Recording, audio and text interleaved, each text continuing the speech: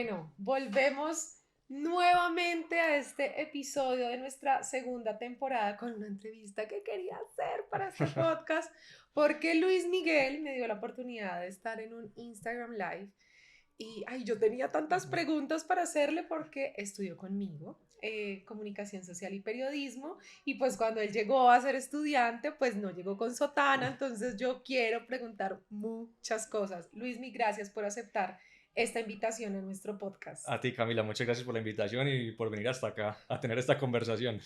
Nosotros felices, así que vamos a empezar a conocer y a indagar un poco de Luis Miguel. Luismi, ¿de dónde eres y cómo fue tu niñez? Bueno, yo soy antioqueño, hijo de antioqueños, nieto de antioqueños, de familia paisa, pues de pura cepa. Entonces soy antioqueño, pues de familia, pues desde hace décadas.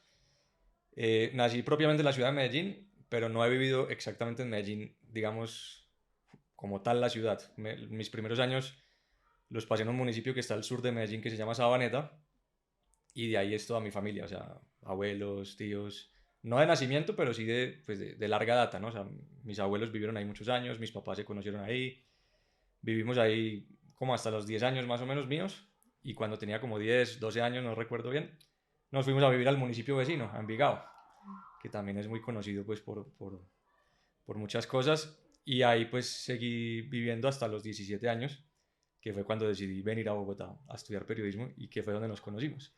Pero un momento, entonces, vienes de familia numerosa, tienes más hermanos, vivías en una casa grande, comías frijoles todos los días. A ver, conozcámonos más. Bueno, somos tres hermanos, yo soy el del medio. Mi hermano mayor es 3 años mayor que yo y tengo una hermana menor que tiene 7 años menos que yo. Pues vivimos los cinco todo el tiempo, mis papás. Mi papá es economista, trabajó toda la vida pues en el sector salud, en hospitales, como gerente de diferentes hospitales. Y mi mamá ha sido pues ama de casa y se ha dedicado 24 horas, 7 días a sus tres hijos. Vivíamos en una casa, cuando vivimos en Sabaneta vivíamos en una casa grande, pues digamos no enorme, pero sí lo suficiente pues como para que cada hijo tuviera su habitación, su espacio, con su patio donde jugábamos fútbol, donde nos inventábamos todos los juegos. Eh, y digamos que fue una infancia muy tranquila porque también Sabaneta pues es un lugar pequeño, de hecho es el municipio más pequeño de Colombia. Sabaneta tiene 15 kilómetros cuadrados. Entonces digamos que era un entorno pues muy familiar porque pues como te digo era un sitio muy pequeño y ahí vivía toda mi familia, o sea, todos mis primos, todos mis tíos, o al menos la grandísima mayoría, pues porque luego se fueron moviendo algunos, pero bueno, digamos que el núcleo fuerte, duro de la familia estaba toda en Sabaneta. Salían y jugaban ahí Exacto, todos. y mis abuelos vivían ahí, mis tíos vivían ahí, mis primos vivían ahí, entonces eso era de encontrarse los fines de semana a jugar, de celebrar pues Navidad juntos, de irse a un restaurante el fin de semana a estar todos juntos, a celebrar las primeras comuniones juntos. Entonces compartimos mucho, también como casi todas las familias, pues alrededor de los abuelos eran como el factor de unidad siempre. Yo a mis abuelos no los conocí, o sea, a mis abuelos varones, solo conocí a mis abuelas mujeres, la mamá de mi papá y la mamá de mi mamá. Y bueno, pues ellas eran las grandes pues fortalezas y factores de unión de la familia, porque mis abuelos ambos fallecieron pues antes de que yo naciera. Y ellas empezaron a tener alguna influencia tuya en tu parte ya espiritual, en esa vocación o de Sí, colegio, ¿cómo sí, fue? absolutamente. Muchas de las cosas que uno descubre que influyeron en su vida, las descubre a posteriori. O sea, no es que yo en ese momento pues elaborara como, no, pues claro, le estoy aprendiendo esto a mi abuelita, no. Pues porque en ese momento digamos que no se hace esos grandes planteamientos. Pero cuando yo lo miro ahora pues como a la vuelta del tiempo, me doy cuenta de que mis abuelas tuvieron una influencia súper fuerte precisamente en ese campo, ¿no? Es decir, pues porque uno ve a las abuelitas rezar, ambas eran pues grandes devotas de la Virgen, eran personas pues de fe, cuando ya estaban enfermas pues eran de ver la misa por televisión porque no podían salir a la misa, pero pues tenían esa intención. Entonces, claro, y además, bueno, Sabaneta, para los que no conocen, es un lugar donde está una iglesia muy importante dedicada a María Auxiliadora, que es la Ujú. Basílica de María Auxiliadora, que está en el centro del municipio, en el parque, y es un lugar de peregrinación muy habitual, sobre todo los martes. Todos los martes en María Auxiliadora hay misa a cada hora, todas las horas hay misa, pa, pa, pa. Entonces es un sitio de peregrinación muy reconocido en Antioquia. Entonces, digamos que yo también crecí bajo la sombra pues de la devoción a María Auxiliadora, porque mis abuelas pues hablaban de María Auxiliadora todo el tiempo y yo vivía a 3 cuadras de la iglesia. Entonces digamos que también es otra cosa que yo he elaborado con el paso del tiempo, pues como la presencia de María Auxiliadora ha incidido en mi vida, pero pues todo esto son cosas que me doy cuenta ahora, digamos. Pero sí, mis abuelas, como cualquier abuela antioqueña, yo creo, es súper importante para inculcar la piedad y la devoción en los nietos, absolutamente sí, sí, sí. Y la personalidad de Luis Miguel, ¿cómo recuerdas que eras? ¿Eras un niño inquieto, tranquilo, curioso? Pues digamos que era un niño muy normal, en el sentido que yo, o sea, yo crecí comiendo, durmiendo y soñando con fútbol. Ah, cuéntanos O sea eso. mi recuerdo de mi yo de niño es con una camiseta de fútbol, con un balón de fútbol, con la sábana de la cama, con equipos de fútbol, o sea, todo era fútbol, todo era fútbol. Entonces, sí, era muy inquieto y me movía mucho, pero todo como en función del fútbol, ¿no? O sea, si saliera para jugar fútbol, si molestaba a mis papás para que me dieran un permiso era para ver un partido de fútbol o para algo relacionado con fútbol. Eh, pues fui buen estudiante, digamos, gracias a Dios nunca tuve que sufrir de... ¿Y estudiaste en un colegio católico? Estudié en un colegio católico, se llama el Gimnasio Los Alcázares, que justamente queda ahí en Sabaneta, y es el colegio del que se había graduado mi papá. Entonces, en parte por eso, pues digamos que de ahí venía la decisión de mis papás de estudiar ahí. Fue por un lado porque estaba muy cerca de la casa y por otro lado porque ya mi papá lo conocía por ser egresado. Entonces, sí, pues digamos que no es que fuera el más inquieto, pero tampoco era el más tranquilo. Digamos que estaba en una clase media de, pues porque si era muy deportista, siempre me gustó pues mucho jugar fútbol, podía jugar 2 partidos al día, 3 partidos al día. Tengo un recuerdo, pues que, no sé si, pues probablemente mis papás en este momento se reirían, pero en ese momento no les gustó mucho, porque el día de mi primera comunión, lo que hice esa tarde fue jugar fútbol. Y jugué fútbol con la ropa de la primera comunión. ¿Cómo así? No Entonces, la fiesta, claro, ¿verdad? entonces claro, mi recuerdo después de haber jugado fútbol, pues la cara de mi mamá pues de ver el traje de la primera comunión, pues sucio, medio roto, o sea que, porque claro, el vestido de primera comunión pues vale su plata y es bonito y es elegante. Entonces Y ese hasta era, con los zapatos. exacto, entonces ese era yo, o sea, muy contento de haber hecho mi primera comunión, pero después del almuerzo, fútbol. ¿Y hasta qué etapa de tu vida o quisiste ser futbolista o cuál era tu mentalidad en torno a, bueno, el día de mañana, ¿cómo me veo? Sí, digamos que lo que sí he tenido claro desde siempre es que, pues, que el mundo del fútbol era mi mundo, digamos, de alguna forma. Era donde me sentía cómodo, donde veía que podía aportar, donde sentía pues que estaba a gusto, ¿no? Pero ese sueño sí ha ido evolucionando, porque digamos, al principio pues obviamente todo el mundo sueña con ser futbolista, o al menos la mayoría de mis amigos lo ¿Y soñábamos. a quién admirabas? Así como para conocer tus gustos futbolísticos.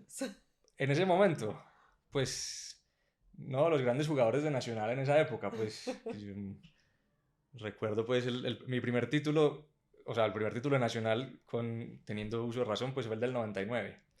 Entonces, pues ahí había grandes jugadores. Me acuerdo mucho de Osvaldo Mackenzie, que era un jugador barranquillero, Alex Comas, en fin, grandes jugadores de la época de Nacional.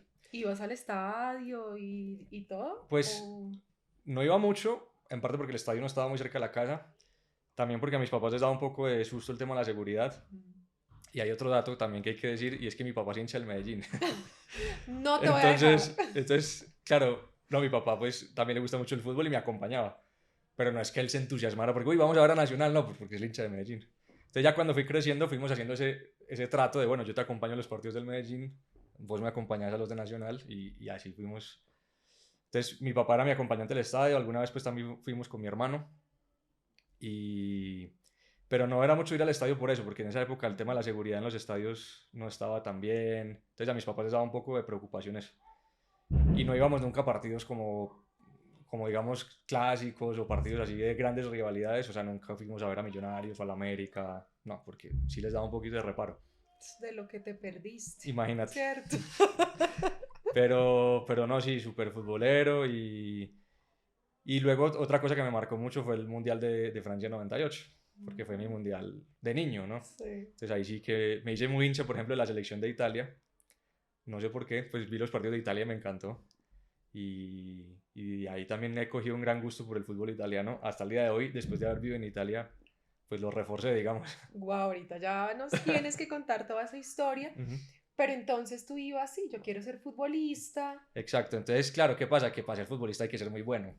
Entonces llega un momento de tu vida en que la realidad se impone y dices, bueno, pues, o sea, eres lo suficientemente bueno como para jugar en la selección de tu colegio, pero no mucho más, ¿no? Sí. Y sobre todo lo que ya me fue, pues lo que ya fue un golpe de realidad grande es que pues yo tenía amigos del colegio que jugaban muy bien y ellos se lo empezaron como a tomar muy en serio, o sea, pues empezar a entrenar en divisiones inferiores de algún equipo y todo esto.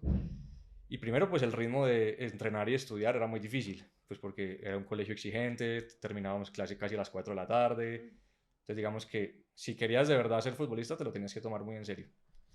Y segundo pues que objetivamente había compañeros que jugaban mucho mejor que yo y yo decía pues si ellos no lo lograron pues Seamos realistas. difícil que lo logre yo, digamos, ¿no? Aparte yo en esa época jugaba de arquero, entonces y yo era bajito, pues o sea, físicamente nunca he sido el más fuerte, entonces claro, me decían, no, pero usted cómo va a ser arquero si usted mide 1,50 en esa época, ¿no? Entonces claro, también todo el tema físico uno se da cuenta, ¿no? O sea, un futbolista profesional, hay excepciones evidentemente como Messi, pero pues son excepciones. Hay que ser Messi. Exacto, hay que ser Messi y hay que tener mucho talento. Entonces digamos que el sueño del fútbol fue evolucionando y lo que, o sea, mi segunda gran afición aparte del fútbol siempre fue la lectura. Me ha encantado leer toda la vida y literatura pues de todo estilo. Entonces ahí fue que me empezó a picar un poquito la vena del periodismo y de decir, bueno, pues a mí me gusta escribir, me gusta analizar los partidos, me gusta el ambiente, entonces bueno, ¿por qué no periodismo? Entonces ahí fue como evolucionando una forma distinta del sueño. Es decir, bueno, pues el periodismo también es una forma de estar vinculado al mundo del fútbol. Es verdad que yo no tomé la decisión de estudiar periodismo hasta el final del colegio. O sea, no es que yo lo tuviera clarísimo, no, periodismo, no lo veía tan claro. También porque yo antes, pues tampoco me sentía como tan suelto en estos entornos. O sea, micrófonos, cámaras, pues yo no es que fuera el tipo más extrovertido del mundo, digamos. Y entonces tampoco decía, uy, ¿será que sí las cámaras, tal? Escribir me gustaba mucho, pero todo lo que fuera televisión me daba más reparo. Pero luego pues fue evolucionando y dije, no, pues sí, pues uno se tiene que lanzar y uno aprende y todo. Y ya estando en 11 tomé la decisión pues de estudiar periodismo con el ánimo a lo mejor de pues dedicarme al periodismo deportivo, aunque estaba abierto pues a otras posibilidades de otros ámbitos de la comunicación, digamos. Y hasta ahí nunca había salido de Sabaneta. Hasta ahí, bueno, Sabaneta hasta los 10, 12 años y ahí Envigado. Envigado, exacto. Pero toda mi familia seguía viviendo en Sabaneta, entonces realmente los fines de semana era Sabaneta, Sabaneta, Sabaneta. Y ahí fue donde... Bueno, y esa época de 10.11, Luis Miguel iba a fiestas de colegios, tomaba o era juiciosito, más el fútbol y la lectura. Sí, digamos que ahí también pues hay que meter un dato importante porque, pues porque creo que es importante para que se entienda todo mi contexto vital, ¿no? Y yo creo que esto ya nos introduce un poco en la parte espiritual. Yo más o menos cuando tenía 14 años conocí el mensaje de San José María, el mensaje del fundador del Opus Dei, que es un santo pues que es del siglo XX y el resumen de su mensaje es pues que uno puede encontrar a Dios en medio del mundo, ¿no? Pues que digamos que durante muchos siglos en la iglesia se creó una sensación de que para ser santo había que darle la espalda al mundo de alguna forma, ¿no? Pues me tengo que ir a un monasterio, me tengo que ir a un convento, tengo que ser sacerdote, tengo que ser religiosa y no es así. San José María captó ese mensaje, ¿no? O sea, una madre de familia, un deportista, un torero, un presidente de la república, un barrendero, una señora que se dedica a hacer el aseo, todas esas personas pueden ser santas si hacen su trabajo por amor a Dios y si tienen la intención de dar gloria a Dios con lo que hacen. Entonces el mensaje me pareció súper atractivo porque es un mensaje realmente novedoso, ¿no? Y yo decía, claro, o sea, yo me puedo hacer santo en el mundo del fútbol. O sea, decía, espectacular, o sea, ¿qué más puedo pedir? ¿No? Hago lo que me gusta y además me voy para el cielo, ¿no? Entonces, con 14 años surgió esa atracción.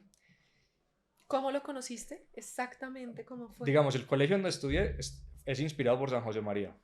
Pero no fue, digamos, como a nivel institucional, porque, pues, digamos, desde pequeño sí escuchaba San José María, San José María, San José María, pues porque es el inspirador del colegio. Pues como pasará con otros colegios, pues que no sé, los salesianos oyen hablar mucho de Don Bosco, o los del San Ignacio, pues en Medellín el colegio San Ignacio es muy reconocido, pues seguramente conocen mucho San Ignacio, etc. Entonces San José María pues es el inspirador de nuestro colegio y era como una figura ya conocida, pero pues que uno dice, bueno, ahí está, pues no, si el santo, pues qué chévere el santo, pero pues no le ponía mucha atención. Pero en esa edad, 14 años, varios de mis amigos empezaron a asistir a las charlas de formación que se daban en una casa del Opus Dei. Entonces, al principio yo no quería ir, porque me daba mucha pereza. Yo decía, no, pero pues, ¿qué voy a dedicar una tarde entre semana pues, a ir a escuchar una charla sobre formación cristiana? Pues yo decía, no, pues qué pereza. Y mis amigos me insistieron, y a fuerza de insistir, pues me convencieron. Y empecé a ir y me pareció chévere, porque era un ambiente muy sano, muy alegre, eran personas súper amables y eran cosas interesantes, porque eran charlas sobre virtudes, eran charlas sobre cómo encontrarte con Dios en medio del mundo. Entonces como que la chispita surgió ahí. Y curiosamente, pues mis amigos fueron los que me invitaron y mis amigos en un momento dejaron de ir. Ellos dijeron, no, sí, como que bueno, ya es suficiente, etapa cumplida, tal. Y yo, pues, yo realmente estaba muy atraído por ese mensaje. Entonces yo dije, no, pues esto me gusta. Además era una vez a la semana, entonces pues una vez a la semana. No era todos los exacto. días. Pero claro, en esa época, pues Dios empezó a como a meter en mi corazón de una forma muy directa, ¿no? Y entonces, pues digamos que la explicación podría ser más larga, pero para hacerlo breve, hay dos formas de pertenecer al Opus Dei. Hay personas que se dan cuenta de que Dios las llama a entregarse a Dios y a buscar la santidad en medio del mundo en el matrimonio, que son la grandísima mayoría de las personas que están en el Opus Dei, la gran mayoría son personas casadas, pero hay una parte no tan grande de personas que captan pues, que Dios las llama a vivir lo que se llama el celibato. El celibato, pues técnicamente es un concepto que designa pues, a las personas que reciben la vocación para entregarle su corazón por entero a Dios, para pues, renunciar al matrimonio o a tener una relación con una persona, porque todo ese amor, toda esa energía espiritual, todo ese tiempo, todos esos anhelos, todas esas ilusiones, uno las vuelca en Dios.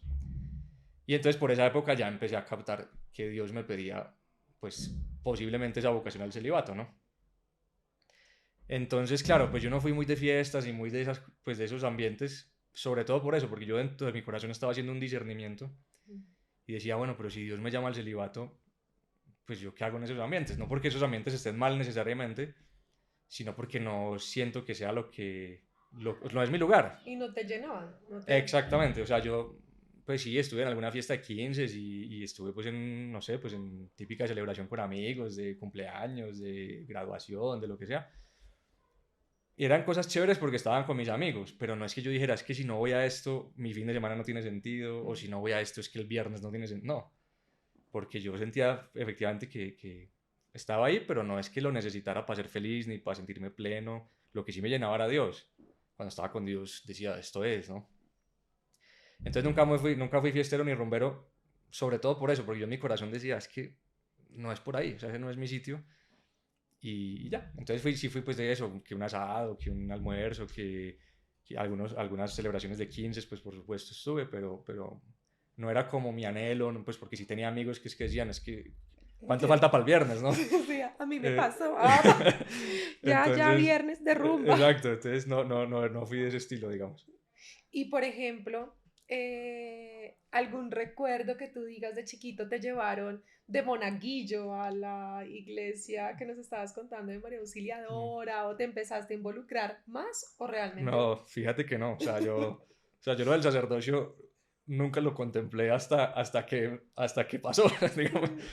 O sea, no, yo lo que te digo, o sea, yo era fútbol, o sea, digamos, mi familia pues era católica, íbamos a misa, pero cosa que no es tan común en las familias antioqueñas, no tenemos ningún familiar cercano que sea sacerdote, religiosa. Hay muchas familias antioqueñas que tienen que la tía monja, que el tío padre, en mi familia no pasaba. Entonces, nunca tuve como referentes de personas que yo dijera, uy, quiero ser como él o quiero ser como ella. No, entonces nunca crecí en un ambiente, digámoslo así, eclesial, ¿no? No, es que pues más allá de la misa y más allá de las prácticas normales, nunca tuve un ambiente pues eclesial ni clerical ni nada por el estilo. Entonces, no es que yo ya desde los 5 años ya Ya la estuviera, tenía exacto, clara. no, nada, no, lo que te digo, yo pensaba era en el partido, cuándo es el siguiente partido y cuándo juega Nacional y cuándo juega la selección y punto, no tuve como esa crianza pues de que me introdujeran algo de la iglesia, no. Y bueno, y entonces, ¿cómo decides irte a Bogotá, cierto? Porque yo creo que eso también debe ser un choque Ujú. un poco fuerte. ¿Qué decisiones empiezas a tomar en tu vida para decir, me voy a estudiar periodismo a Bogotá? Bien. Bueno, digamos que a nivel espiritual, todo este tema que te contaba ir descubriendo que Dios me llamaba al celibato, lo veía cada vez más claro. Y digamos que, pues en mi corazón Dios iba reforzando esa decisión, pues por la paz que me daba tomar esa decisión. Yo decía, es que cuando me doy cuenta de que esto es por aquí, estoy tranquilo, estoy sereno, veo que esto es lo que Dios me está pidiendo. Eso, digamos que iba en paralelo al descubrimiento de la vocación profesional. Entonces, digamos que como te contaba, pues sí empecé a ver el periodismo como una opción y por diferentes amigos que por motivos varios habían tenido relación con la Universidad de La Sabana, había oído escuchar hablar de la Universidad de La Sabana y cuando estaba más o menos en 10º u 11, no recuerdo, la universidad vino al colegio a hacer promoción y hablaron pues maravillas de la Facultad de Comunicación y en ese momento la Facultad de Comunicación salía de primera en los rankings y etcétera, ¿no? Pues yo decía, uy, esta facultad tiene mucho prestigio y todo lo bueno que tenía, pues que el campus, que, en fin, o sea, era realmente una universidad pues con cosas muy atractivas y se daba el caso de que es una universidad además inspirada por San José María también. Entonces yo decía, bueno, interesante porque es como darle una continuidad a la formación que ya vengo recibiendo en el colegio y que la universidad pues también promueve ese mensaje de santidad en medio del mundo. Tal. Entonces digamos que tanto lo profesional como el prestigio académico, como los valores que la universidad promueve, pues me parecían, digamos que eran acordes a lo que yo buscaba. Y nada, pues decidí irme a Bogotá, obviamente pues a la familia pues no es que hayan tirado voladores pues de la felicidad, porque todo el mundo pues está arraigado en su familia y los antioqueños tenemos fama de ser especialmente arraigados a la tierra y a la familia. Y obviamente fue una decisión difícil y a mis papás les costó, a mis hermanos les costó, a mis tíos les costó. Pero lo agradecí mucho porque en el fondo te dicen, bueno, pues nos cuesta, pero entendemos que es tu decisión, entendemos que es una cosa buena, entendemos que es para que progreses. Y así fue, pues decidí venirme a Bogotá, pues cuando me vine había acabado de cumplir 17 años. Entonces bueno, digamos que esa fue como o sea, la parte de la universidad pesó mucho, o sea, el prestigio, el enfoque que era la carrera tuvo un peso grande. Y ya me vine a Bogotá y empecé a vivir pues en una casa del Opus Dei, también con el ánimo como de seguir continuando esa formación. Y yo ya había tomado la decisión, digamos, en mi corazón de pertenecer al Opus Dei como numerario, que son esas personas pues que viven el celibato, como te decía antes. Pero para uno pertenecer al Opus Dei jurídicamente tiene que ser mayor de edad. Entonces yo llegué a Bogotá sin haber cumplido los 18. Entonces digamos que ese último periodo antes de la mayoría de edad fue como el discernimiento final para decir, sí, pues no, voy a ser numerario. Pues yo ya era numerario, digamos, de impectore, como se dice, ¿no? Pero jurídicamente pues ya en los 18 años confirmé esa decisión y seguí ya viviendo pues como cualquier numerario en las casas del Opus Dei. Bueno, vamos a hacer un break para luego entrar ya a todo este tema, esa formación espiritual, y quiero que vayas pensando algo que nadie se imagina de Luis Miguel para cerrar nuestra entrevista. Bueno, entonces ya volvemos. Volvimos.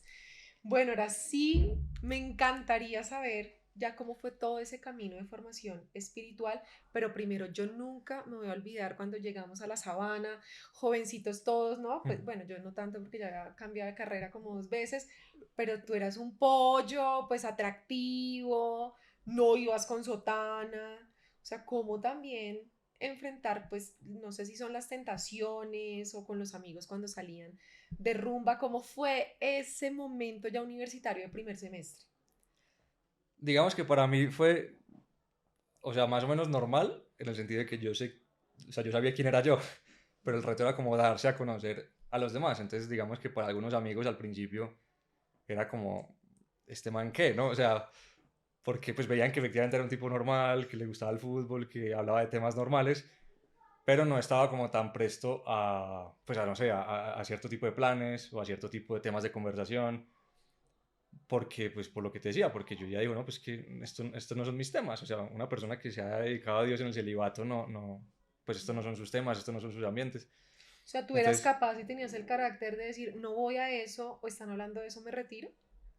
lo hice, sí, o sea, digamos que el reto fue, pues como que mis amigos me conocieran, y de hecho cuando ya me conocieron, dijeron, listo, perfecto, o sea, porque claro, el primer semestre tú sabes cómo es, o sea, todo el Sí. mundo es, pues con el radar prendido a ver quién va a ser mi novia, quién va a ser mi novio, a dónde vamos a ir de rumbo al viernes, Total. quién es el que fuma más, o sea, ¿no? Es como el tema del estatus y el tema del prestigio en primer semestre es súper pesado, porque pues la gente está llegando a la universidad y como que se quiere dar a conocer, ¿no?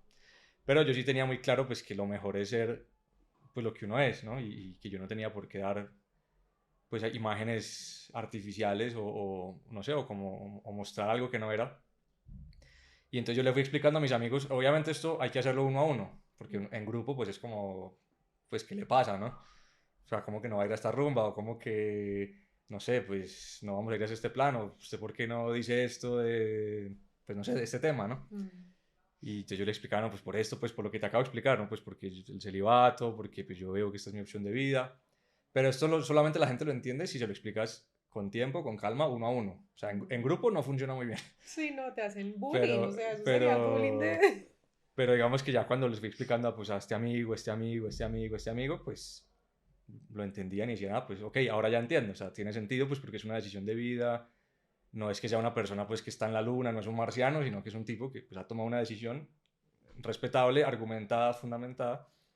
Y entonces, digamos que ya cuando se rompió esa costra y cuando ya uno se da a conocer a su, pues al círculo en el que uno se mueve más, porque también en la universidad hay muchos entornos, porque entramos, yo no me acuerdo cuándo entramos, pero éramos ciento y pico, entonces lógicamente no puedes tratar a todos la misma cantidad de tiempo, no puedes tener el mismo nivel de amistad con todos, entonces seguramente había gente que me conocía más, otra que me conocía menos, y de pronto la que me conocía menos, pues decía, este man, ¿por qué no hace estos planes? O este man, ¿por qué no habla de estos temas?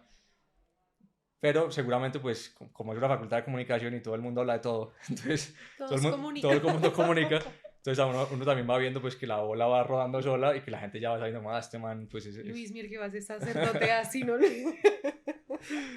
Entonces, claro, era chistoso porque mucha gente me decía, oiga, pero entonces usted ya decidió no casarse, usted ya decidió, pues, que no va a tener una mujer. ¿Usted va a ser sacerdote? Y yo le decía, no, o sea, no. O sea, yo decidí vivir el celibato, pero voy a ser periodista, pues estoy estudiando periodismo para ser periodista. O sea, yo decía, pero estoy aquí para eso, ¿no? O sea, no, para ser periodista y para trabajar de periodista y para ganarme la vida como periodista.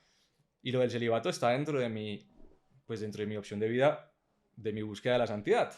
Pero mi búsqueda de la santidad incluye eso del celibato e incluye muchas otras cosas. O sea, seguir queriendo mucho a mis papás, seguir queriendo mucho a mis amigos, ser muy buen profesional, porque San José María decía, pues, el que quiera ser santo tiene que trabajar bien, no puede ser un chambón, ¿no? No puede ser un trabajador mediocre. Entonces, digamos que sí, es como irse dando a conocer y ya cuando la gente te conoce, dice, ah, perfecto, pues respetable. Y en la universidad hice muchos y muy buenos amigos. Varios de mis mejores amigos no creen en Dios y como no creen en Dios, pues hay muchas cosas. ¿Cómo es esa conversación? Me encanta. ¿Cómo es? No, pues como te digo, pues es una amistad. Entonces, pues tú les planteas tus ideas, tus fuentes pues de por qué decides lo que decides y ellos también. Entonces surge esa amistad pues muy natural. O sea, cuando hay un interés sincero, pues surge una amistad real aunque haya muchas cosas contrapuestas, ¿no? De historias de vida, incluso de religión, incluso de formas de ver la vida, incluso de eso, pues de yo decidí no casarme y no sé, pues y el amigo que cambia de novia cada 2 meses, pues son estilos de vida muy contrapuestos, pero son amistades muy chéveres. Entonces lo que te digo, o sea, digamos que nada de lo que era yo se contraponía a, pues como a fomentar y a que surgieran amistades auténticas, al contrario, o sea, en la universidad dejé muchos y muy buenos amigos y todos entendiendo más o menos quién era yo, pues porque al fondo se dan cuenta, este man es un man normal, simplemente que tomó una decisión que no es tan común, punto, o sea, no era como nada de marciano, no, es una persona normal del mundo, buen estudiante, le gusta el fútbol, buen amigo, pero que tomó una opción de vida que no es la más habitual y punto, ¿no? Es como era como el resumen, digamos. Y te buscaban como para el consejero al que quiero contarle mis problemas. O sea, siento que él tiene como una luz para guiar. No, porque, pues digo, como cualquier amigo, seguramente hubo momentos en que los amigos pues te contaban sus cosas, sus problemas, surgía natural de la amistad, ¿no? Y eso es lo que quería San José María también. San José María nos enseñó que, pues que la amistad es un lugar de encuentro con Dios también. Y que uno dice, bueno, parte de la llamada y parte de la misión de los cristianos es dar a conocer su fe. ¿Qué lugar más natural para dar a conocer tu fe que entre tus amigos, ¿no? Entonces, claro, pues esas conversaciones también se prestaban para uno intentar dar la luz del evangelio en esas circunstancias. Alguien te contaba un problema, entonces tú le decías, oye, pues de pronto, ¿por qué no procuras acercarte a Dios? O si estás triste, ¿por qué no intentas, pues, porque yo les decía, bueno, yo cuando necesito ayuda, pues busco a Dios y me sirve, entonces seguramente a ti también te puede servir, ¿no? Eran como también ayudar desde la experiencia personal, no desde el yo sé más que tú o algo por el estilo, porque no era así, sino pues desde mi experiencia me ha servido esto, ¿por qué no lo intentas tú también? Entonces es ir ayudando a la gente a acercarse a Dios para encontrar esa tranquilidad, esa serenidad que podía faltar en algún momento por circunstancias académicas, familiares, de salud, en fin, tantas cosas que pasan y que efectivamente a veces la gente pues te pide ayuda, en fin. Bueno, ¿y cómo empieza a hacer ese camino para decir, quiero ser sacerdote? ¿Dónde empieza ese punto de quiebre o del periodismo? ¿O qué pasa en tu vida? Digamos que yo he ido entendiendo de formas distintas, o sea, que Dios tiene formas muy distintas de hablar. Y, o sea, mi relación con Dios, pues he procurado que cada día sea más, pues más profunda, más íntima. Y eso también te permite como ir descubriendo que Dios tiene muchas maneras de comunicarse contigo, ¿no? O sea, maneras muy directas, pero que también requieren pensar un poco, por ejemplo, la palabra de Dios, la Biblia, pues eso es una forma muy, muy directa, pero que requiere también un discernimiento personal. Y también Dios, yo he ido descubriendo que habla mucho a través de las necesidades de los demás, ¿no? Como tú sabes muy bien también porque tienes una fundación y eres emprendedora social, pues tú ayudas precisamente en función de las necesidades de los otros. Entonces yo, también por el colegio y pues por la formación que había recibido, había tenido trato con varios sacerdotes. Y afortunadamente, y le doy gracias a Dios, pues todos los sacerdotes que he conocido y que conocí en esa época, pues eran todos grandes sacerdotes, eran muy buenos, cada uno con su personalidad, cada uno con sus características, pero todos muy buenos, ¿no? Entonces yo, pues en mi corazón fue como brotando esa conciencia de, hey, o sea, en el mundo hacen falta sacerdotes, o sea, hay mucha gente, porque a mí me ha servido mucho, pues hablar con un sacerdote, he encontrado muy buenos consejos en los sacerdotes, realmente los sacerdotes son necesarios, era como mi convicción a raíz de lo mucho que me habían ayudado a mí. Y entonces yo decía, hombre, hacen falta sacerdotes, o sea, hay una necesidad muy grande de sacerdotes y ya, o sea, como que uno va captando eso y uno dice, bueno, eso está ahí. Y claro, a raíz de esa intuición que uno dice, hacen falta sacerdotes, entonces yo fui elaborando interiormente esa intuición y digamos que el Opus Dei es una institución en la que, o sea, está pensada y Dios la quiere fundamentalmente para laicos, es decir, para personas que buscan la santidad en medio del mundo, pero en el Opus Dei también hay un núcleo pequeñito de sacerdotes, precisamente porque pues, las personas que buscan la santidad en medio del mundo necesitan asistencia sacerdotal, ¿no? Los sacramentos, la confesión, la Eucaristía. Entonces los sacerdotes, digamos que son esa parte de la familia que se dedica como a buscar el alimento y a dárselo a los demás, ¿no? Entonces, bueno, yo como juntando las piezas del rompecabezas decía, bueno, pues Dios me está poniendo esta intuición, hacen falta sacerdotes. Y a la institución a la que ya pertenezco existe la posibilidad de seguir perteneciendo siendo sacerdote. Entonces yo decía, bueno, pues todo como que engarza perfecto, ¿no? Como que por ahí es. Exacto, entonces yo pues en su momento pues manifesté la disponibilidad a las personas del Opus Dei que toman este tipo de decisiones y que organizan un poco pues como el apostolado del Opus Dei. Yo manifesté en su momento, oigan, yo tengo esta cosa en el corazón, si ustedes ven que hacen falta sacerdotes, yo estoy dispuesto, digamos. Eso fue estando ya al final de la carrera, digamos. Pero no fue como una decisión tomada, fue como una disponibilidad. O sea, si ustedes ven que hacen falta, pues yo me lanzo, ¿no? Y la cosa quedó ahí, yo dije, pues seguí con mi carrera y seguí, pues hice las prácticas en Blue Radio, que era, en ese momento era una emisora recién nacida, año 2013. Ahí hiciste tu práctica profesional Hice mi en práctica Blue. en Blue Radio, Buenísimo. en la parte de digital, o sea, de la página web y alimentar la página web de la emisora. Y ya cuando estaba terminando ese periodo de la universidad, a punto ya de graduarme, en los últimos semestres, no recuerdo exactamente, pero sí fue al final de la carrera, una persona, pues un buen amigo también que pertenece al Opus Dei, me preguntó, oye, pues alguna vez me contaste de esto del sacerdocio y tal, pues existe la posibilidad que te vayas a Roma a estudiar. ¿Te animas? Pues a estudiar lo que estudian los sacerdotes para ver si es lo tuyo. O sea, Sí. no fue como, vete a ser sacerdote, no. Sino que me lo plantearon como una invitación a seguir haciendo ese discernimiento, pero en un lugar más próximo a la decisión final, digamos. Más cerquita, yo siento que ya está más cerquita para que Dios le pueda hablar. Entonces yo dije, bueno, sí, pues se me da la oportunidad de ir a Roma a estudiar filosofía y teología. Wow. Y con esa idea, o sea, vete y estudias y lo que hagas te va a servir de todas formas, porque puedes estudiar filosofía y si decides no ser sacerdote, pues listo, que te quiten lo bailado, o sea, aprendiste filosofía, ¿no? Y si decides ser sacerdote, pues espectacular, ¿no? Y así fue, terminé la carrera y a finales del año 2013 me fui a vivir a Italia y allá empecé a estudiar en la Universidad de la Santa Cruz, se llama, que es una de las universidades pontificias que hay en Roma. Una universidad muy chévere, que está muy... ¿Cómo fue esa experiencia? Pues es muy, muy enriquecedora, la verdad, porque llegas a Roma, una ciudad, pues de entrada, con una historia y una belleza impresionante. La ciudad del Papa, que pues para un católico obviamente tiene una significación muy especial. Y claro, llegas a estudiar en una universidad donde hay gente de todo el mundo. O sea, ya tú llegas a Bogotá, donde te encuentras gente de toda Colombia. Entonces, claro, llegar a Bogotá de entrada es una experiencia cultural chévere porque es empezar a interactuar con gente de todos lados de Colombia, uno que otro extranjero, pero sobre todo colombianos. Ahora es lo mismo, pero a gran escala. Te vas a Roma y es conocer gente de todo el mundo, o sea, latinos, africanos, asiáticos, europeos, norteamericanos.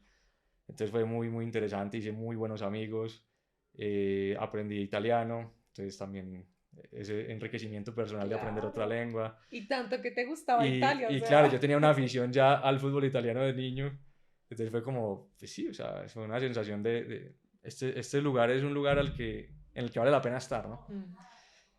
Y bueno, continué pues mis estudios, entonces ahí hice la licenciatura en filosofía, que es como la que te habilita para ser profesor de filosofía. Y se me da la oportunidad de empezar el doctorado allá.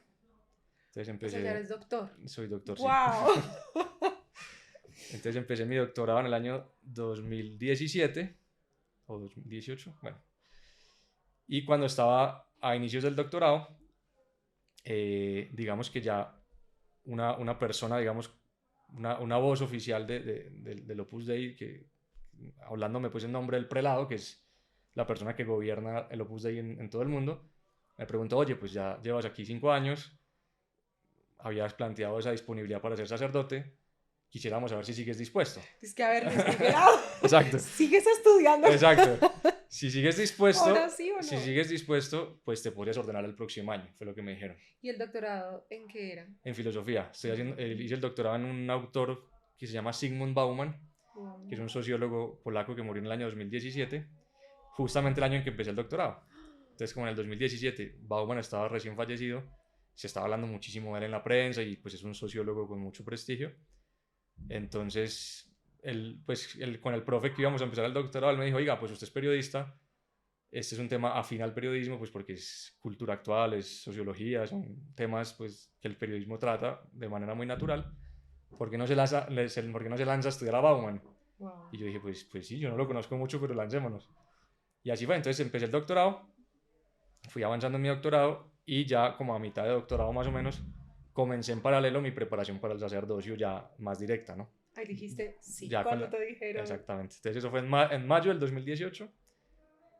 Surgió esta posibilidad, bueno, ya, o sea, si te quieres ordenar, ya estás, porque también para ordenarse hay que tener unos plazos, o sea, unas edades mínimas, unos estudios mínimos. Entonces, digamos que yo ya había llegado a los mínimos. Ya tenías todo. De edad, de estudios, de todo. En ese momento yo tenía 27 años. No, cuando me preguntaron tenía 26. Y ya cuando me ordené con 27. Entonces, bueno, digamos que dije, listo, sí, lancémonos. O sea, pues yo veo que Dios lo quiere, la gente que me da consejos ve que sí, que puede ser mi camino, entonces lancémonos. Y ya empecé la preparación, que se hace una preparación muy específica de los sacramentos, también muchas cosas de psicología, pues para poder ayudar a las personas, cosas de historia, cosas muy prácticas, cosas teológicas, o sea, la formación sacerdotal abarca muchos temas, ¿no? Y tuviste la preparación allá en Roma. Y tuve toda la preparación en Roma y me ordené sacerdote en Roma. ¿Y cómo es eso? ¿Cómo fue ese día? Nárrame ese día. Bueno, primero, ¿conociste al Papa?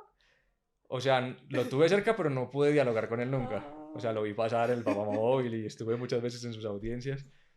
Pero no lo tuve. Era muy chistoso porque, claro, todo el mundo sabía que yo vivía en Roma, entonces yo hablaba con ellos por teléfono, por WhatsApp. Me decían, bueno, saludos al Papa cuando lo veas. El Yo, WhatsApp del exacto. Papa. Como, bueno, pues sí, ojalá lo pudiera ver, ojalá le pudiera dar saludos, ¿no?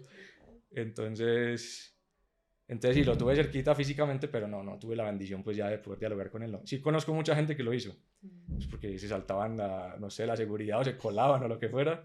Tampoco hiciste hasta allá. Tuve varios amigos muy lanzados que lo intentaron y lo lograron. Y tuve otros amigos muy lanzados que lo intentaron y no lo lograron. Entonces, bueno. ¿Cómo fue ese día? Fue un día muy sereno, la verdad. O sea, de hecho, era chistoso porque mucha gente me preguntaba, bueno, ¿cómo te sientes? Y yo decía, pues la verdad, normal. Entonces se enojaban, pero ¿cómo que normal si te vas a ordenar? Decía, sí, o sea, normal porque en el fondo o sea, es como el día en el que culmina algo para lo que llevo rezando muchos años, preparándome muchos años. Y también, pues, a mí me sirve mucho una enseñanza de San Pablo, que San Pablo dice, pues cuando Dios te crea, Dios ya pensaba en ti, o sea, ya te ha asignado la misión. Digamos, no es que Dios te crea y cuando tienes 10 años dice, bueno, ¿qué le ponemos a hacer a este man? ¿No? Ah, bueno, sacerdote. Sino que Dios te crea y te crea ya con tu misión, ¿no? O sea, Dios ya ha pensado en la misión que te va a confiar y te ha dado los talentos necesarios para desarrollarla desde que Dios piensa en ti por primera vez, ¿no? Digámoslo así. Y entonces, claro, pues yo en ese momento decía, bueno, pues Dios pensó en mí para esto desde el inicio de la creación, digamos, ¿no? O sea, este es el por qué nací, ¿no? Aunque obviamente yo ya esa pregunta la tenía respondida desde el momento en que empecé a pertenecer al Opus Dei, ¿no? O sea, yo desde que empecé a pertenecer a la obra, yo ya tenía mi respuesta existencial, pues como muy elaborada. Yo decía, nací para esto, esta es mi vocación. El sacerdocio es como una vocación dentro de la vocación, digámoslo así, ¿no? Es como una llamada dentro de la llamada. Porque, pues, como te decía antes, la grandísima mayoría de la gente del Opus Dei no son sacerdotes. De hecho, la mayoría de las personas del Opus Dei son mujeres. Entonces, digamos que no es que fuera como coronar la vocación, porque la vocación ya tenía su identidad propia, pero para mí, a nivel personal, sí era como decir, bueno, pues esto es como la luz definitiva que Dios da a mi vida. Entonces estaba muy tranquilo, la verdad. Obviamente, pues por dentro sí estás un poquito nervioso y de hecho yo pensaba que estaba muy tranquilo, en el sentido de que yo, por ejemplo, la noche antes me ofrecieron una pastilla para dormir. Y yo dije, no, pues ¿para qué? O sea, si yo Yo puedo dormir muy estoy bien. súper tranquilo, o sea, no necesito pastillas para dormir. Me acosté y dormí como una hora. Ah, literal, no. Sí, o sea, Ya no dormí, sabías. no dormí nada, pero yo decía, ¿por qué si no me siento nervioso? Pues se ve que uno puede estar nervioso sin sentir nervioso, sin sentirse nervioso. Entonces yo me dormía, me volvía a despertar, y yo decía, pero qué raro, o sea, si yo no me siento como nervioso, ni ansioso, ni angustiado. Pero bueno, el caso es que no dormí bien. Y ya, llegó la misa, pues eso es una misa especialmente solemne, especialmente bonita, especialmente... ¿Viaja tu familia?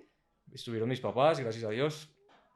Estuvieron mis hermanos, también gracias a Dios. Fue antes de pandemia. Fue el año antes de la pandemia, Sí, afortunadamente, perfecto. afortunadamente, gracias a Dios.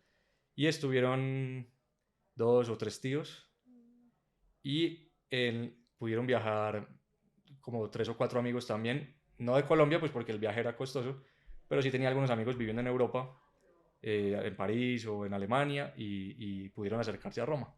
Entonces estuvo chévere porque estuve muy bien rodeado también. Qué importante eso. Sí, sí. ¿Y cuál es el momento así más importante que te dan? O sea, que recibes. En la ordenación, tú, digamos que, o sea, la simbología de la ceremonia es muy fuerte, porque claro, pues tú estás, o sea, un sacerdote, ¿qué es? Un sacerdote es una persona que Cristo ha tomado para que haga lo que Cristo hace, digámoslo así, que es, pues, dar su vida por los demás, sanar a las almas, o sea, somos como mediadores, digámoslo así, de lo que Cristo vino a hacer, ¿no? Por eso se dice pues, que realmente el único sacerdote es Cristo, y los sacerdotes lo que hacemos es participar de ese sacerdocio, y somos como el canal que Dios utiliza para que su gracia llegue a los demás. Entonces, en la ceremonia hay mucha simbología de este estilo. O sea, te entregan, por ejemplo, el cáliz y la patena, porque lo más importante que hace un sacerdote es celebrar la misa. Entonces, te entregan como los recipientes donde va a estar lo importante, que es el pan que se va a convertir en el cuerpo de Cristo, el vino que se va a convertir en la sangre de Cristo. También hay una parte importante que es cuando el obispo te impone las manos sobre la cabeza, que ese es el momento como ya culmen de la ordenación. que es muy bonito porque la iglesia siempre ha entendido este gesto de imponer las manos como si el Espíritu Santo te cubriera, ¿no? O sea, es como que al poner las manos estás haciendo sombra y esa sombra es el Espíritu Santo que te cubre, ¿no? Entonces esos momentos son muy especiales y hay un momento que yo esperaba con mucha ansia, que es lo que se llama la letanía de los santos, que es una parte preciosa cantada en la que se van invocando a un montón de santos, todo cantado en latín, súper bonito.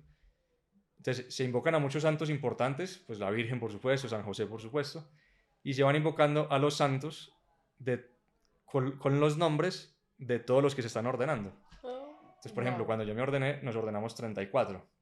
Entonces, claro, van invocando pues San Fulanito, San Menganito, San Sutanito. San Luis Miguel. San Luis, exacto, en este caso. Sí, porque no hay un San Luis Miguel con el nombre compuesto. Entonces hay varios San Luises y está San Miguel Arcángel.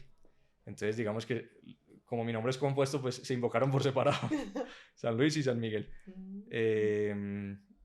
Y entonces, efectivamente, pues eso se va invocando, pues que San Felipe, que San Javier, Es muy bonito porque, claro, es escuchar el nombre de todos los que estábamos ahí. Y esa parte es muy espectacular también porque todos los que vamos a ser sacerdotes nos postramos en el suelo. O sea, estamos literalmente acostados boca abajo en el suelo, los 34. No de rodillas. No, acostado como vimos en la pandemia al Papa Francisco. Exactamente. Acostado. Postrados todos en el suelo, se llama la postración técnicamente. Y mientras estás postrado ahí, vas escuchando la letanía de los santos. Entonces es muy bonito porque ¿qué refleja eso? Que el sacerdote nada de lo que va a hacer lo va a hacer por capacidad propia. O sea, postrarse es un gesto de humildad y en ese gesto, mientras estás postrado, estás pidiendo ayuda a los santos, ¿no? Entonces es un gesto de, bueno, lo que vas a hacer no lo vas a hacer porque seas capaz, ni porque seas un crack, ni porque seas súper inteligente, porque juegues fútbol, básquet, o sepas cantar, o toques la guitarra, no, nada, sino porque Dios te va a ayudar, punto. Entonces el gesto es muy, muy elocuente, digamos, y eso es un momento especial de la ceremonia. ¿Tu mamá, tu papá lloraron?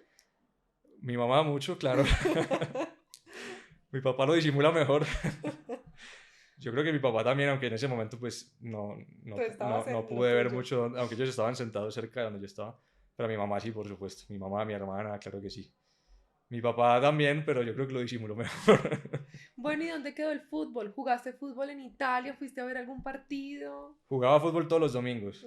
Sí, tuve la suerte de vivir allá en una residencia con personas que estaban haciendo un plan de formación similar al mío. O sea, de personas que estaban estudiando en la Universidad de la Santa Cruz.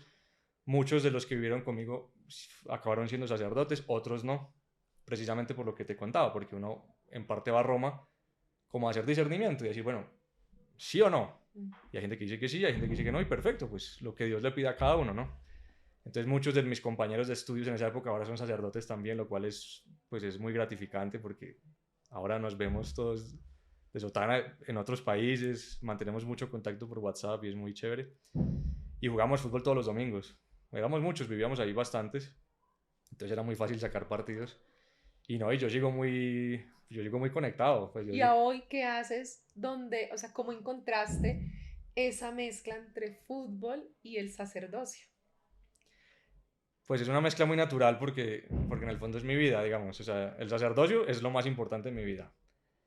Pero, pues, lo bonito, pues hay una ¿cómo decirlo? Como un adagio medieval, una enseñanza de los grandes teólogos medievales que dice, la gracia supone la naturaleza. ¿Eso qué quiere decir? Que Dios actúa en una persona, pero nunca sustituye lo que la persona es. Entonces, si una persona es alta, baja, gordo, flaco, introvertido, extrovertido, pues Dios te toma como eres y no es que te sustituya, ¿no? Entonces, claro, cuando Dios te toma y te hace sacerdote, no borra tu pasado, no borra tu personalidad, no borra tus gustos, no borra tus afectos, nada, o sea, Dios toma tu corazón tal como es, ¿no? Entonces no es que yo diga, no, pues ahora soy sacerdote y el fútbol me dejó de gustar, obviamente no. El fútbol está mal, Exacto. algo así, ¿no? Exacto, al contrario, yo creo que me gusta más porque ahí también puedo encontrar a Dios y porque puedo enseñarle a otras personas a encontrar a Dios ahí. Entonces, no, yo sigo siendo súper futbolero y sigo mucho el fútbol. Obviamente ya no tengo tanto tiempo para jugar como antes. También porque ya no es tan fácil encontrar compañeros como antes, porque ahora todos mis amigos también trabajan, también están... Ya tienen familia. Ya tienen familia. Entonces, claro, no antes, partido, listo, partido. Nadie tenía nada que hacer, ¿no? Ahora pues no, es que la niña, no, es que el trabajo, no, es que... Entonces, claro, hoy el reto es logístico, digamos, de encontrar compañeros para armar el partido. pero no, sigo jugando y gracias a Dios, pues físicamente no he tenido nunca lesiones graves ni cosas que me hayan impedido pues seguir jugando, que lastimosamente tengo varios amigos que han tenido pues que lesión de rodilla, que lesión de no sé qué, y eso también te condiciona mucho. Yo gracias a Dios ¿Y en qué posición juegas a hoy? ¿Sigues de arquero? No, el arco lo dejé antes de la universidad. No, digamos que, pues ya yéndonos muy atrás, que te conté Francia 98, en ese mundial me enamoré de un jugador que se llama Paolo Maldini, que era el capitán de la selección de Italia, el capitán del Milan, de hecho me acabé haciendo hincha del Milan también, y era un súper defensa, o sea, es que en verdad era muy agradable de ver, muy elegante, muy técnico, etc. Y yo dije, no, pues yo quiero ser como ese man. Y entonces empecé a jugar defensa por él y hoy sigo jugando defensa. A veces pues uno se aburre de jugar de defensa y se va a jugar de delantero. Pero no, donde me siento más cómodo es jugando de defensa. Donde sea estás. Bueno, vamos a hacer una pausa y ahorita ya vamos a ver para dónde vas, esas metas y cómo es un día normal tuyo. Súper. Ya volvemos. Volvimos. Bueno, la parte final es ya conocer primero cómo es un día normal de Luis Miguel. ¿Qué haces? ¿A qué horas te levantas? Yo quiero saber cómo es tu día a día. ¿Cómo fue hoy? Pues yo no sé si el concepto de día normal se puede aplicar. Porque cada día trae su afán, como dice el Evangelio. No, pero digamos que sí hay unos puntos firmes que no pueden faltar, ¿no? Entonces, digamos que lo esencial en mi vida, como en cualquier persona pues, del Opus Dei, es el trato con Dios. Entonces, hay unas prácticas de piedad que hago todos los días, pues llueva, truene, relampaguee. O tiemble, tiemble, exacto.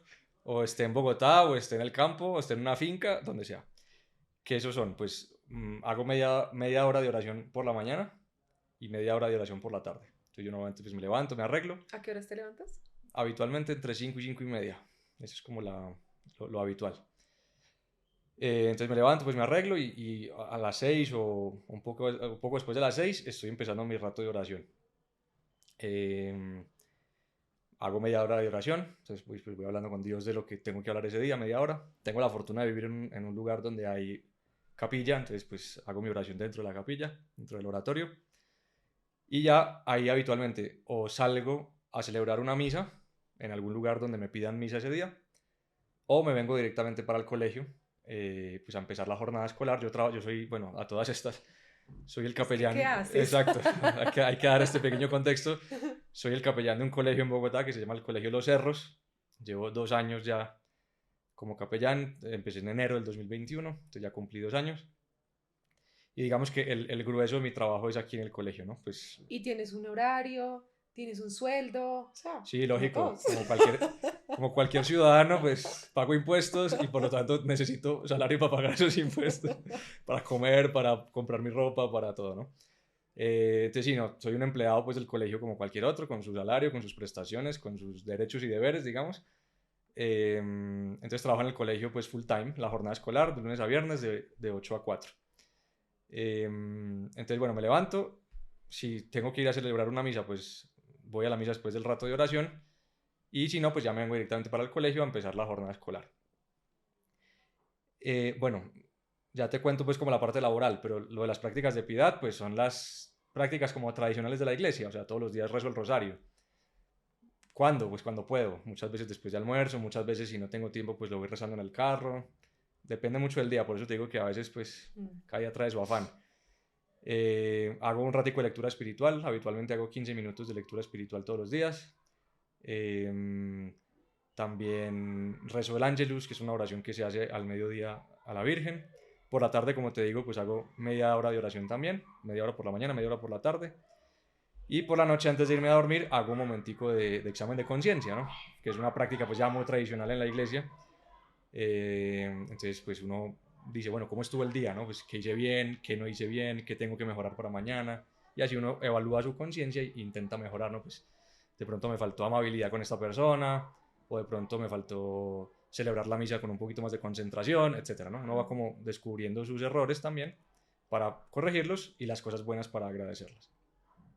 Eso en cuanto a la piedad. Ya en cuanto a lo laboral, pues eso sí es lo que echen, como dicen por ahí, ¿no? O sea, lo fijo es la misa, celebro la misa del colegio y luego dentro del horario escolar hay unos espacios para que, por ejemplo, los muchachos se puedan confesar. Entonces yo digo, bueno, hoy voy a estar confesando de esta hora a esta hora. Entonces los muchachos salen de sus salones de clase con permiso del profesor y se pasan y se confiesan y vuelven a su clase.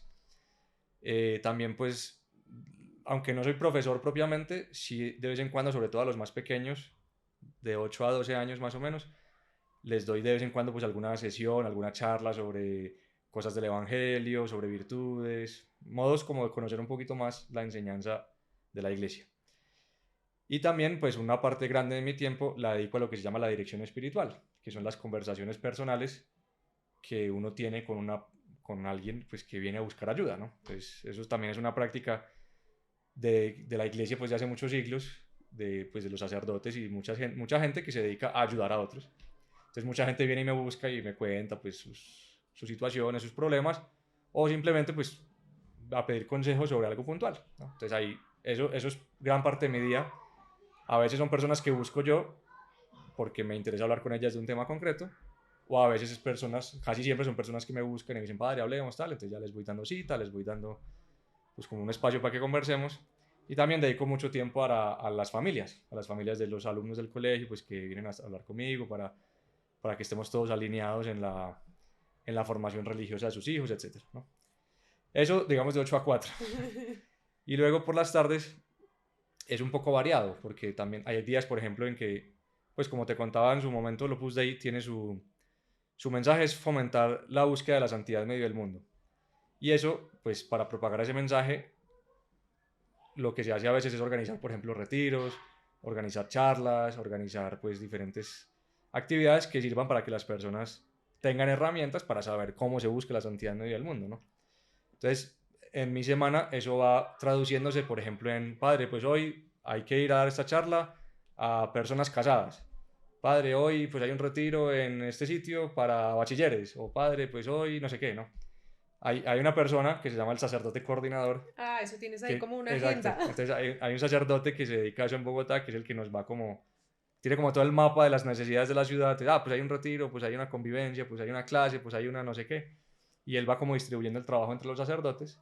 Entonces yo tengo un calendario de trabajo mensual en el que sé, pues, este jueves tengo que ir a dar esta charla, este domingo hay este retiro, este viernes pues hay este rato de oración y así. Entonces así, ya las tardes fuera del colegio, pues dedico bastante tiempo a esa formación, digamos, de personas que se acercan a la formación del Opus Dei, de diferentes edades, diferentes condiciones, diferentes situaciones personales. ¿A qué horas te acuestas a dormir? Intento que sea no más allá de las 10. ¿Y cómo haces día a día para no cargarte pues también de todo lo que la gente te cuenta, de todas las situaciones vividas? ¿Cómo haces para, no sé, para no cargar con ese tema? Esa pregunta me la han hecho muchas veces. No, digamos que de fondo pues hay una gracia de Dios, ¿no? Porque el sacerdocio es un sacramento. Todos los sacramentos, por su propia naturaleza, traen una gracia implícita, ¿no?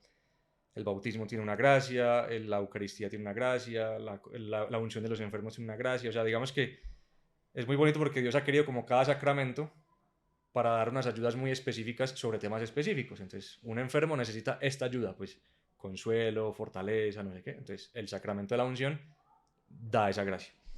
Un sacerdote necesita una serie de gracias, pues virtudes, pues las virtudes teologales, ¿no? Pues fe, esperanza, caridad, otras virtudes muy importantes como la humildad, como la obediencia, como la castidad, como la prudencia, etc.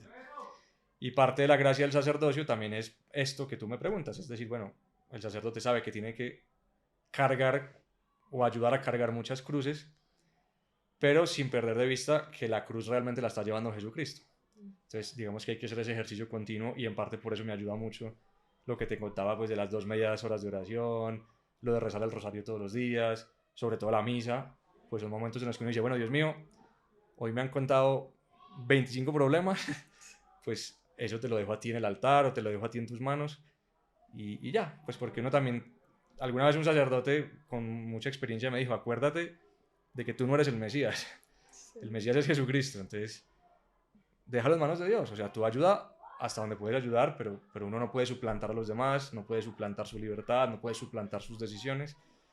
Entonces uno ayuda también en la medida en que respeta el espacio de los demás. Si uno no respetara el espacio de los demás, no estaría ayudando.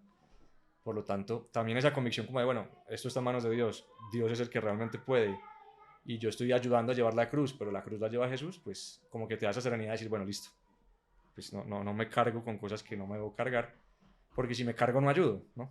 Porque si el médico se enferma, pues, ¿cómo va a ayudar al enfermo, no? ¿Y tú también tienes guía espiritual? Sí, por supuesto, No. claro, sí, por supuesto.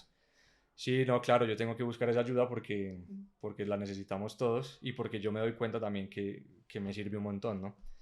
Yo la encuentro habitualmente de dos formas. Uno, la confesión. Yo desde muy chiquito, pues, he sido un enamorado del sacramento de la confesión e intento confesarme todas las semanas y me ayuda mucho, pues, porque es encontrarte con el perdón de tu Padre Dios todas las semanas. Eso, pues, te da un aliento para llevar la vida adelante muy grande. Y también esto que te contaba, la dirección espiritual, también yo tengo una persona con la que hablo, le cuento, pues esta semana me pasó esto, o tengo esta preocupación, o no sé cómo resolver este tema, o no, cosas más físicas, no estoy durmiendo bien, o me siento enfermo, o cosas muy... O sea, también te enfermas. Pues a veces me pasa, a veces me da gripa, también me dio COVID.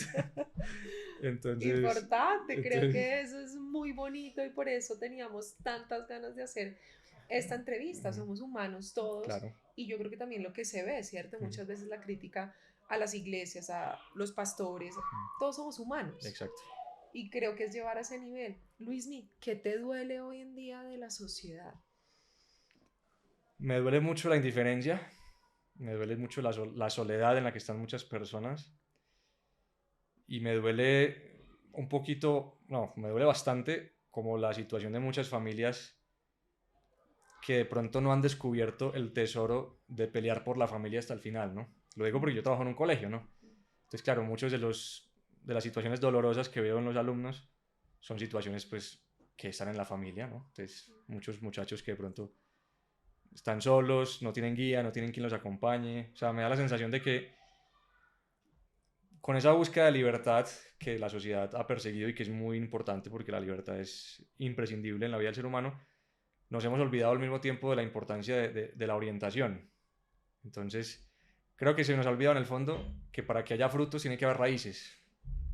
Entonces, claro, nos hemos como separado la raíz en el sentido, no, pues, que cada uno sea autónomo, que cada uno haga lo que quiera, pero se nos olvida que sin raíz no hay fruto, ¿no? Entonces, ¿qué viene si uno rompe la raíz?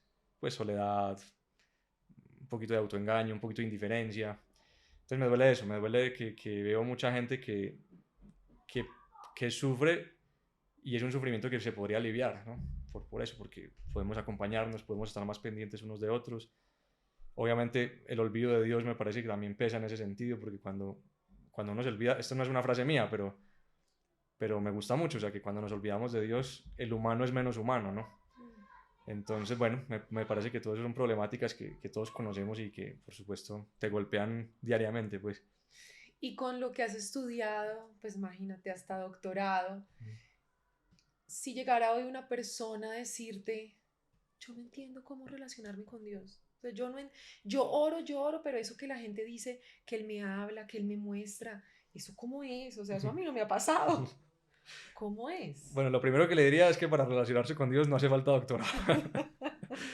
Porque de hecho, pues yo de quién aprendí, pues de mis abuelas, como te conté al principio, de mi mamá, y ninguna tiene doctorado. Entonces, pues cómo relacionarse con Dios, relaciónate con Él pensando en que es la persona que más te quiere en el mundo.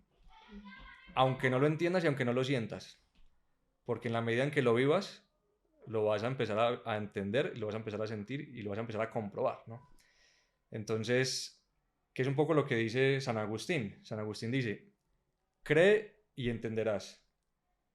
Y cuando entiendas, creerás más, ¿no? Entonces, hay una circularidad en el trato con Dios que hace que en la medida en que uno empieza, pues va descubriendo que efectivamente tiene un sentido. Y San José María ponía un ejemplo que me gusta mucho y es patos al agua. O sea, ¿cómo aprenden los patos a nadar? Nadando. ¿Cómo aprende uno a montar en bicicleta? Montando. ¿Cómo aprende uno a manejar un carro? Manejando un carro. ¿Cómo aprende uno a rezar? Rezando. Pues uno aprende a relacionarse con Dios en la medida en que lo va poniendo en práctica y es constante. Porque obviamente, como Dios no es tangible, o sea, nosotros estamos acostumbrados a lo sensorial y pues Dios muchas veces no lo podemos captar con los sentidos, es muy fácil que nos desconsolemos, ¿no? Como pues no, Dios no me escucha, Dios no me ve, Dios no me quiere. No, todo eso no es verdad, pero nos cuesta porque no lo tocamos. Entonces, perseverar, la constancia en ese sentido ayuda un montón porque a rezar se aprende rezando y Dios siempre responde, de eso no tengo duda. ¿A ti qué respuesta? Algo que tú te hubieras imaginado, ¿será que Dios sí me va a responder? O sea, una anécdota que nos compartas. ¿Y cómo te respondió? Me ha respondido no solo en mi vida, sino en la vida de los demás. Precisamente lo que te contaba antes, o sea, decir, Señor, este problema, Señor, esta persona, Señor, este enfermo, que uno dice, esto no tiene arreglo, o sea, no sé, pues una situación de una familia que están a punto, pues a que ya están ahí a un minuto del divorcio, pues, y de repente, o sea, todo se arregla y uno dice, wow, o sea, porque Dios está actuando. O una persona que uno dice, no, esta persona va por el mal camino y tal, y uno la va intentando ayudar y no, y de repente una luz, o un enfermo. Pues ¿En el COVID? ¿Viviste acá en el COVID? Yo estaba recién llegado cuando empezó el COVID. ¿Y pudiste vivirlo de cara, o sea, ayudar a alguna familia, alguna Por situación? supuesto, claro, efectivamente. Todo esto que te he contado, muchas son cosas del COVID, o sea, cosas de la pandemia, que uno dice, "Uy, esto ya no tiene arreglo, esto ya no tiene arreglo, humanamente hablando, ¿no? Y de repente empieza a echar para arriba la situación y dice, wow, o sea, Dios interviene, ¿no? Entonces, lo he visto en la intervención, sobre todo interior en las personas. Uno dice, o sea, hay un cambio en esta persona que ahora ya es más alegre, ahora ya es más serena, ahora ya le encuentra más sentido a la vida. Uno dice, esto sería muy difícil si Dios no estuviera interviniendo. Y lo he visto también en mi propia vida, por lo que te he dicho, pues porque digamos que en mi vida los sueños han ido como evolucionando, de querer ser el centro delantero de Atlético Nacional.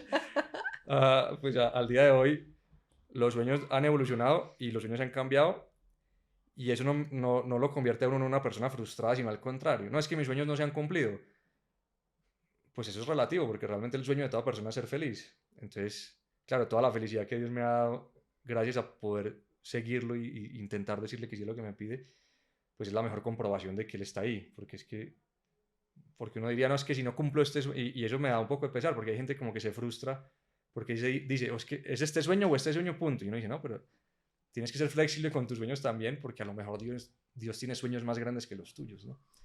Entonces, claro, ir como siguiendo esos sueños de Dios y ir comprobando en tu corazón que, pues sí, que eres feliz, que es por ahí, que ese es el camino, pues también ahí Dios responde, ¿no? Dios te está acompañando. ¿Qué sueños tienes hoy? Me gustaría mucho, bueno, el sueño de mi vida desde que conocí el mensaje de San José María, pues obviamente es alcanzar la santidad. Alcanzar la santidad y ayudar a mucha gente a alcanzarla también. San José María se definía a sí mismo como una persona que tenía esta misión, ser santo y al mismo tiempo ser padre, maestro y guía de otros santos. Él decía que esa era como la misión de su vida, ser santo y al mismo tiempo ayudar a otros siendo padre, maestro y guía de santos. Y yo creo que eso sería. ¿Y eso qué significa? O sea, como para que yo lo entienda. ¿Te nombran santo o cómo No, digamos que, o sea, ser santo es irse al cielo, digamos. Ya si la iglesia canoniza a alguien, pues es otro Ajá. rollo y ya uno se murió y ya eso da igual. O sea, digamos, a San José María cuando lo canonizaron, él ya estaba en el cielo, entonces no le preocupaba mucho si lo nombraban santo o no. Y no, digamos que no se trata tanto de la cuestión administrativa de que la iglesia te nombre santo o no, porque eso, pues ya Dios verá si lo quiere o si no lo quiere, y si el ejemplo de vida de una persona sirve, pues buenísimo.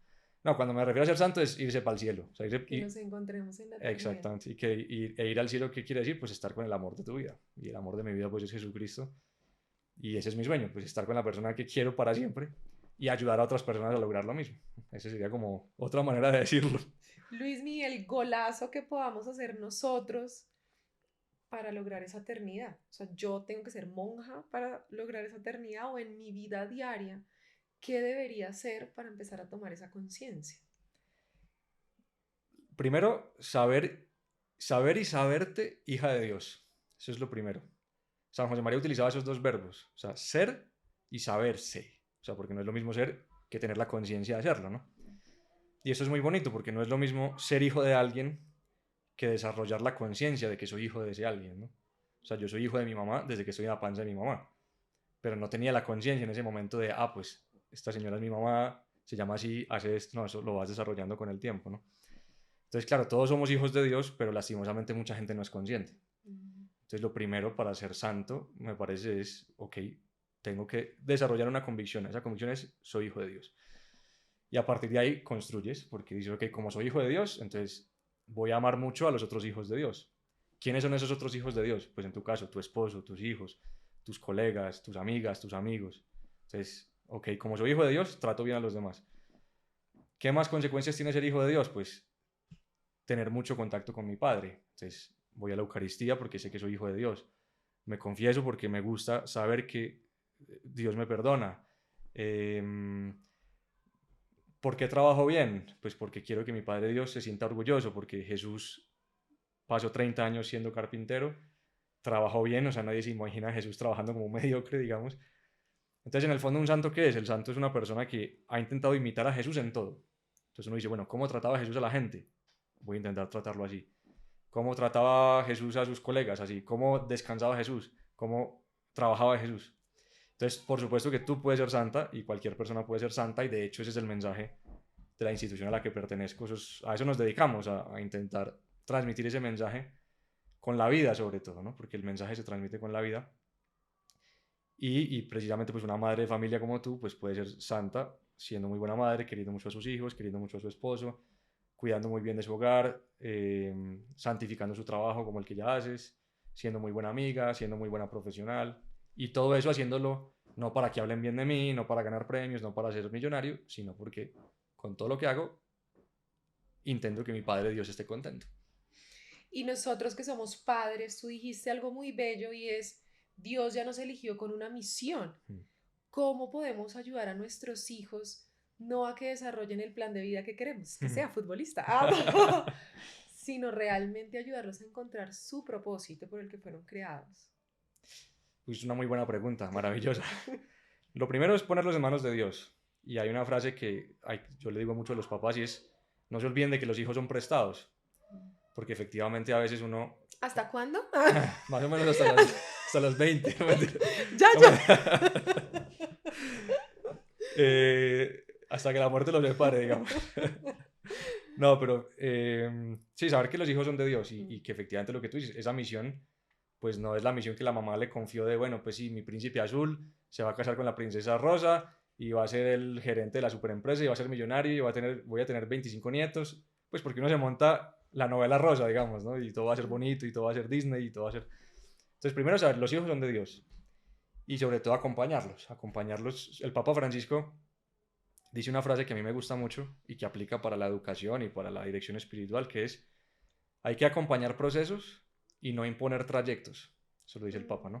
Entonces, acompañar procesos quiere decir, bueno, cómo es cada persona, cómo son mis hijos, cómo potencio todo lo bueno que tienen, cómo corrijo pues lo que no tienen tan bien desarrollado, cómo les hago sentir que los quiero como son, pero que quiero que de todas formas mejoren. O sea, que yo te quiero con tus defectos, pero igual intenta quitar tus defectos, ¿no?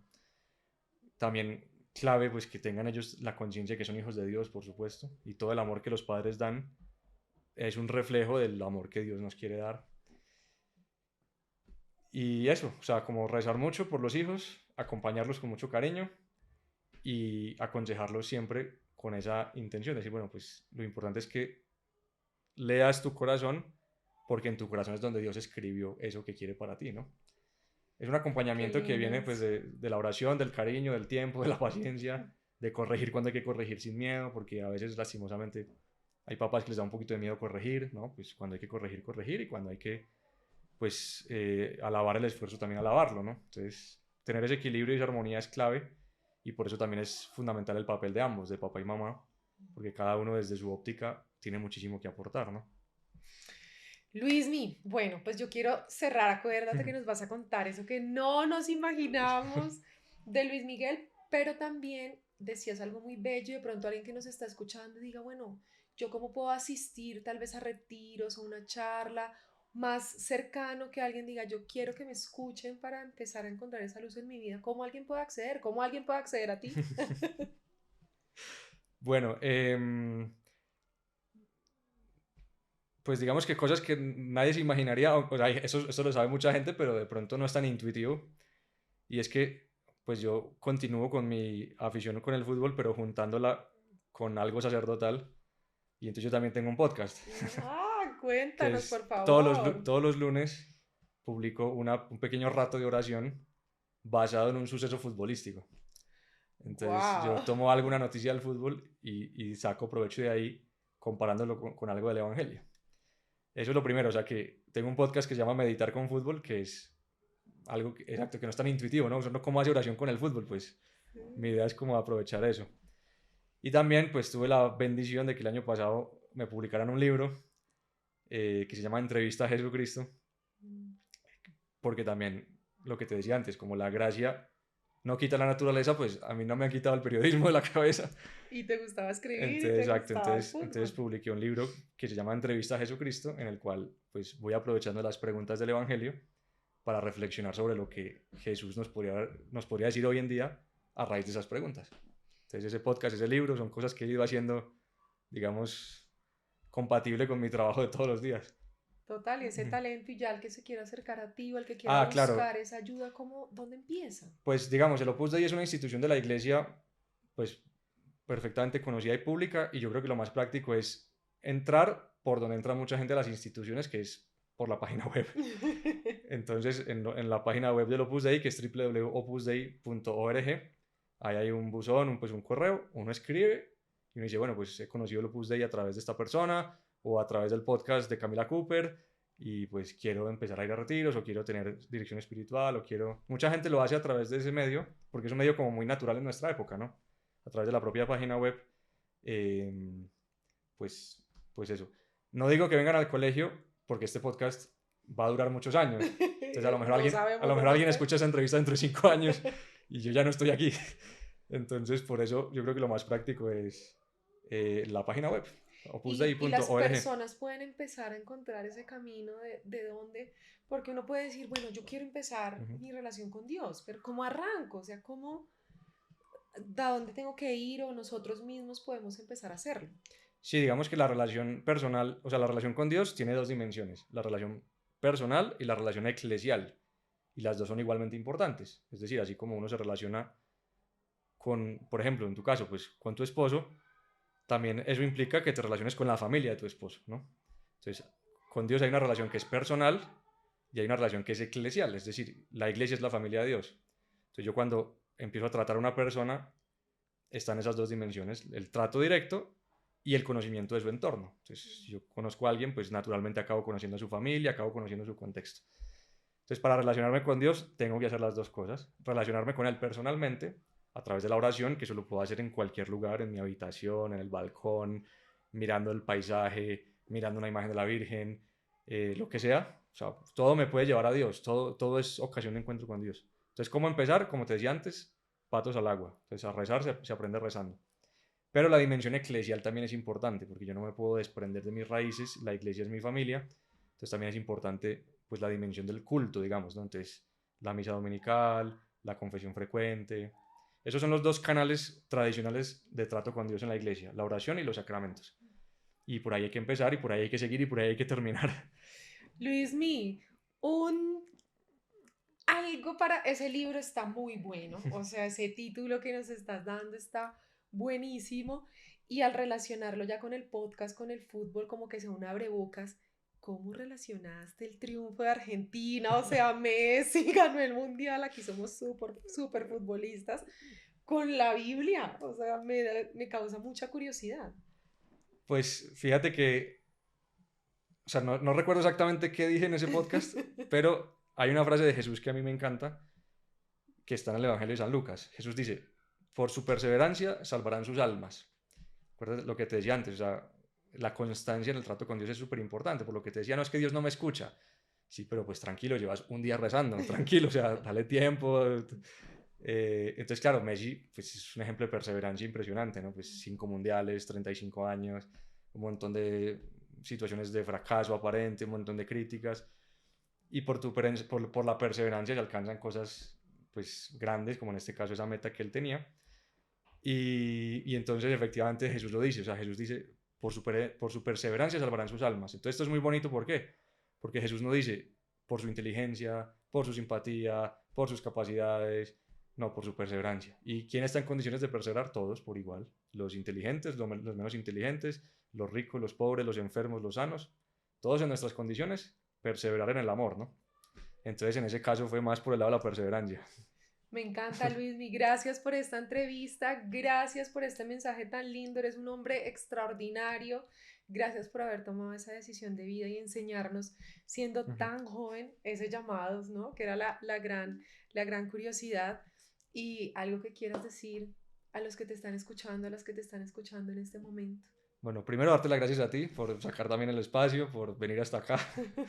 Y por crear este podcast, que pues ya te había contado que he escuchado varias de las entrevistas y ayuda un montón, ¿no? Conocer esas historias de vida. Y a las personas les diría lo que dijo San Juan Pablo II el día que empezó a ser papa. Él lo nombraron papa en octubre del 78. Él salió al balcón de la Plaza de San Pedro y su primera frase fue: no tengan miedo, no tengan miedo, ábranle de par en par las puertas del corazón a Cristo. Y ese es el mensaje, o sea, a veces yo creo que le tenemos un poquito de miedo a Dios porque pensamos que Dios es como el aguafiestas, ¿no? El que me va a pedir sacrificios, el que me va a pedir renuncias, el que me va a pedir que no haga no sé qué. Y a veces vemos un poquito a Dios más como juez o como gerente que como padre, ¿no? Entonces, que no pierdan de vista que son hijos de Dios, que Dios los ama mucho y que si crean de verdad en su corazón y si reciben en su corazón esa convicción de que son hijos de Dios, su vida va a cambiar y van a ser muy felices en la tierra y muy felices con su Padre en el cielo también. Amén, Luismi. Gracias. A ti. Chao.